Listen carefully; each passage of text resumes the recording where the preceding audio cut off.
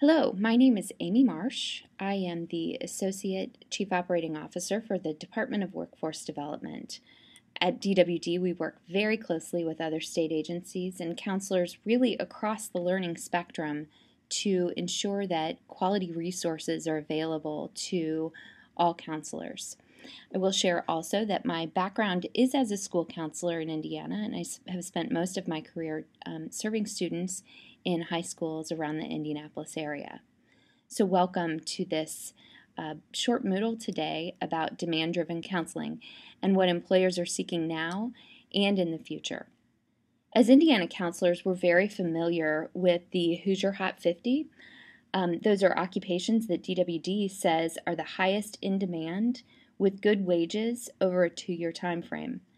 DWD will continue to develop this Hoosier Hot 50 list along with support materials for you and your students. In addition to this 2-year snapshot of occupations, we're developing materials to share 10-year occupational projections. What this means is, through statistical models and analysis and feedback from Indiana employers, we will be able to tell you what will be the hot occupations by demand, wage, and region for the next 10 years. Alongside these occupations, we will share some specific skills needed to perform well at each of these jobs. To be clear, many of these skill sets are needed across many occupations.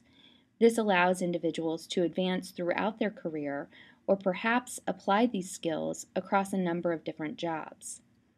Many of us remember counseling before the internet or social media. Occupations within the information technology field were vastly different 15 years ago. Occupations in marketing and communications didn't involve Twitter usage as a skill set. These evolving occupations and skills require that our resources evolve over time with the emerging data. So what is demand-driven counseling and why does it matter? As counselors, we've become very comfortable talking with students about what they like to do and what they're good at doing. The challenge is fitting this with jobs that exist in our economy.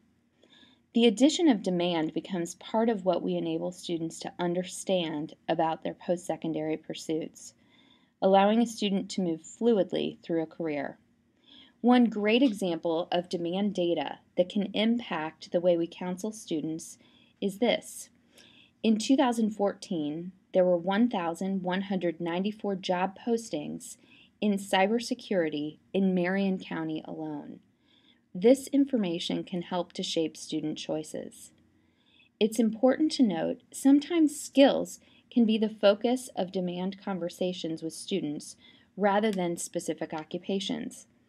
For example, if a student wants to own her own business someday, what skills does it take to do this? Is she inventing a career? It's quite likely. What skills does she need to do this? The included website at the bottom of the screen is a video that further illustrates this consideration for demand. When we look a bit deeper into the skills that are needed in today's economy, we broadly divide them into 2 types of skills: occupational specific and employability. The occupational specific skills are those described in O-Net and are currently being vetted by the Indiana IT employer community to ensure their applicability toward the Hoosier workforce.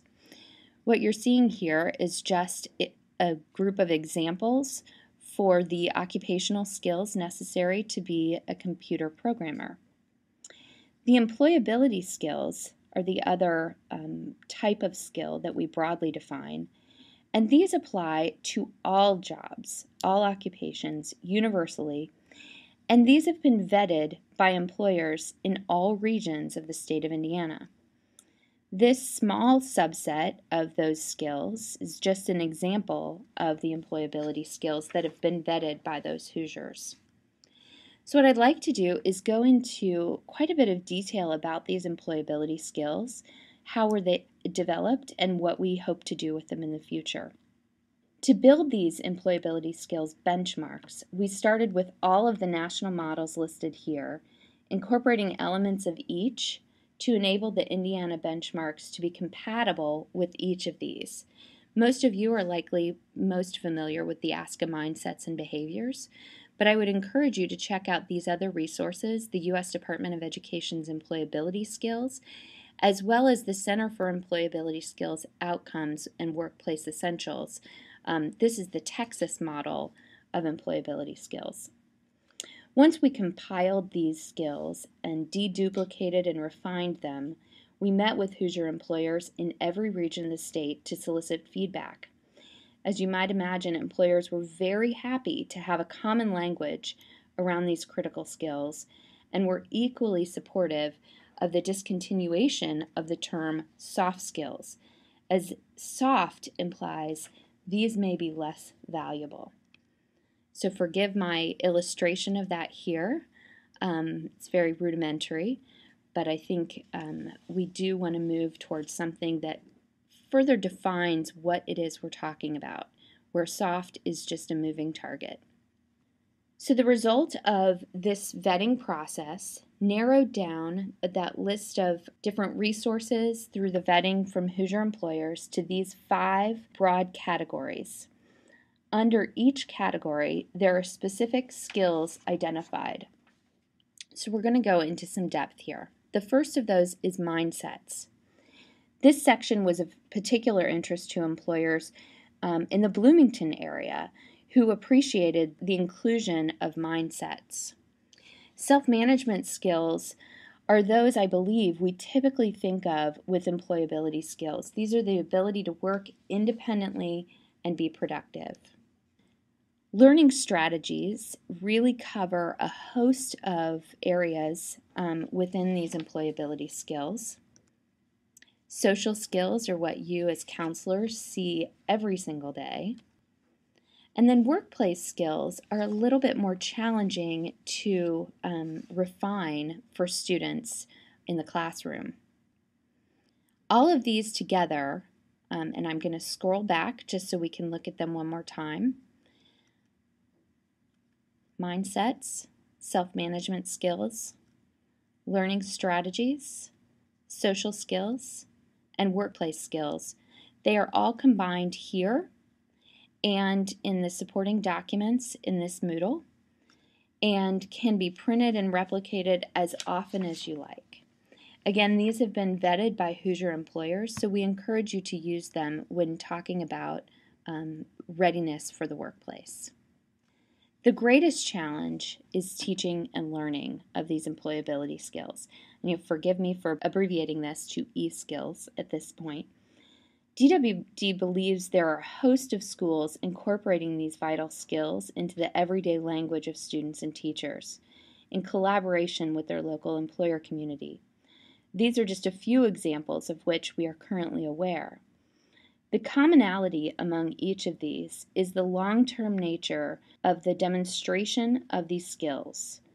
These are taught across disciplines, embedded in curricular content, and students have to show mastery over time, not in a single assessment or a one-time observation. There are a number of work ethic certificates being developed in school districts across the state. Those that are pretty well along and have graduates through them at this point are the Greater Clark County Schools and Lebanon School District. The Excel Centers of Goodwill also have very well-defined ways in which to incorporate their employability skills. Franklin Community Elementary Schools, through state leader with ISCA, Samantha Vidal, has been doing some great work in employability skills. And then if you have JAG programs in your school districts, they also incorporate the teaching and learning of employability skills. If you are innovating to include these skills or demand-driven counseling, DWD would like to help you showcase your work and provide assistance if you need it. Please let us know if you're teaching these employability skills. We'd like to include you in future conversations. I want to remind you that the Hoosier Hot 50 list you have come to depend upon. Going forward, we will add detail, going from a list of 200 to model 800 Indiana occupations, their demand by region, and the skills needed to perform in each of these occupations well. Look for your Hoosier Hot 50 list coming soon. And finally, please let us know what you are doing to teach and measure employability skills that can enable students to be ready for those hot jobs of the future. On this slide, you'll find my email address, and I would welcome further conversation about the employability skills, or again, if you are doing something to teach these in your school, please let us know, and we'd like to highlight you in the future. Thank you very much.